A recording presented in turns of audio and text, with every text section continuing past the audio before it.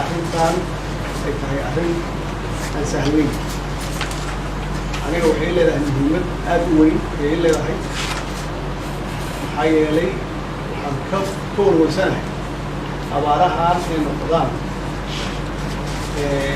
tan socota inay noqoto mid ka daran tii 2011 saasaateed ma fiicna muhiimad weyn ayay leedahay marka waxaan rabaa nolosha community-ga dadka Soomaaliyeed ganacsatada arrintan in la iska kaashado oo dadka baaba'aya ee dhimanaya oo xaq u ahdaa daraawkan oo hadhowna laga yaabo inuu noqdo haddaan la helin kaalmo noqon kara family oo dad badan ku la'aan karaan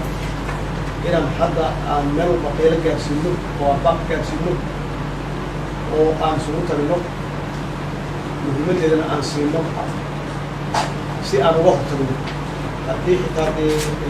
arrintu kumaanayso aysan noqon mid deel aad loogu baaba'ay ay noqoto mid waxaan ka gaari karno ilaahina aan barino aan istaaqurino aan iscaawino gacanta iska siino inaan dadka ugu baaqno waa mahadsantihiin